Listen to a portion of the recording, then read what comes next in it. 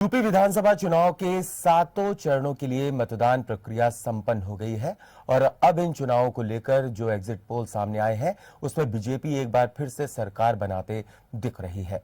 वहीं चुनाव से पहले आए इन एग्जिट पोल को लेकर सुहेल देव, भारतीय समाज पार्टी के राष्ट्रीय अध्यक्ष ओम प्रकाश राजभर ने अपनी प्रतिक्रिया दी है। उन्होंने दावा किया है कि इस बार समाजवादी पार्टी की ही सरकार बनेगी।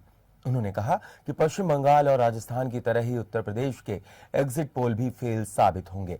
10 मार्च को सपा गठबंधन की सरकार बहुमत के साथ बनेगी। वहीं ईवीएम मशीनों को लेकर आ रही खबरों पर ओम प्रकाश राजभर ने कहा कि हम सभी लोग अलर्ट पर हैं और लगातार स्ट्रांग रूम की निगरानी कर रहे हैं। उत्तर प्रदेश में 7 चरणों में मतदान हो चुके हैं और अब 10 मार्च को मतगणना होगी। लेकिन उसके पहले जो तमाम एग्जिट पोल आ रहे हैं वो एक तरफ जहां भारतीय जनता पार्टी के फेवर में दिखाई दे रहे हैं, तो दूसरी तरफ समाजवादी पार्टी गठबंधन बीएसपी और कांग्रेस में उसमें सीटें कब दिखाई दे रही है। इस समय हमारे साथ हैं भाजपा के राष्ट्रीय अध्यक्ष और समाजवादी पार्टी के साथ गठबंधन किए ओम प्रकाश राजभर जी। सर, जिस तरह से अभी तक एग्जिट पोल आए हैं, नतीजे आए हैं, उनको देखकर आपका पहला रिएक्शन क्या है? देखिए, जो एग्जिट पोल आए हैं उसकी दो चीज़ें हैं। पहला तो जिस तरह 15 लाख का सपना दिखाया गया था उसी तरह का ये सपना है। दूसरा एग्जिट पोल के संबंध में आपको बता दूं, एग्जिट पोल दिखाने वाले लोग बंगाल गए थे, 2/3 जिता रहे थे बीजेपी को, हार के बीजेपी लौट आई। दिल्ली में चुनाव था, 2/3 बीजेपी को यही एग्जिट पोल दिखाने वाले जिता रहे थे, 3 सीट भी वहाँ पाए, हार के चले आए। राजस्थान का चुनाव हुआ तो यही एग्जिट पोल दिखाने वाले लोग राजस्थान में भी बीजेपी की सरकार बना रहे थे, वहाँ कांग्रेस की सरकार बन गई। ठीक उसी तरह यूपी को एग्जिट पोल दिखाने वाले लोग, हम तो समझ में नहीं आता कि ये दुमुहिया सांप की तरह क्यों बोलते हैं।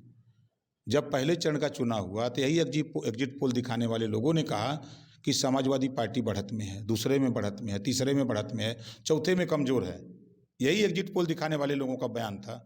और फिर 5वें में कहा कि समाजवादी पार्टी आगे, 6वें में आगे, 7वें में आगे। तो आज चुनाव खत्म होते ही कौन सी आफत आ गई एग्जिट पोल दिखाने वाले लोगों को कि जो बीजेपी बढ़त बना दिए। और अब देखिएगा ना, ये सब फर्जी है। और 10 मार्च को आपको एक्यूरेट 10-12 बजते बजते फाइनल समाजवादी पार्टी गठबंधन चुनाव जीतेगा। पहले राउंड की जब गिनती होगी मत पत्र की तो आप देखिएगा समाजवादी पार्टी 400 सीटों पर रुझान में आगे होगी।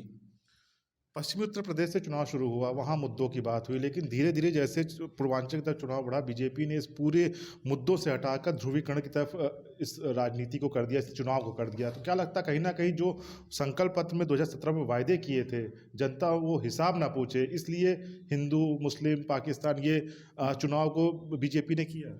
देखिए, ये बराबर झूठ बोल करके वोट लेने का काम किए हैं। अगर 2014 की बात करें, 2014 के चुनाव में हमारे देश के प्रधानमंत्री, गृह मंत्री या भारतीय जनता पार्टी के सभी नेता जनता के बीच में 15-15 लाख रुपया देने का वादा कि खाता खुलवा के देंगे, 2 करोड़ नौकरी हर साल देने का वादा किया, महंगाई कम करने का वादा किया।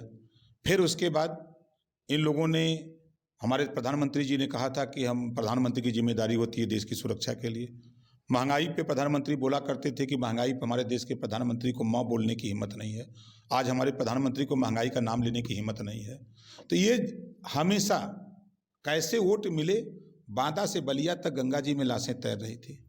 लोग ऑक्सीजन के लिए, बेड के लिए, वेंटिलेटर के लिए अस्पताल में भर्ती होने के लिए तरस रहे थे। तो ये लोग बंगाल में हमारे सूबे के मुख्यमंत्री और प्रधानमंत्री वोट मांग रहे थे।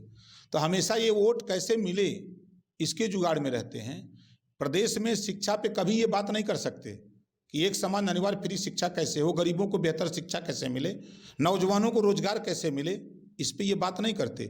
महंगाई से कैसे निजात मिले, इस पे बात नहीं कर सकते। ये हमेशा नफरत की राजनीति बोलते हैं।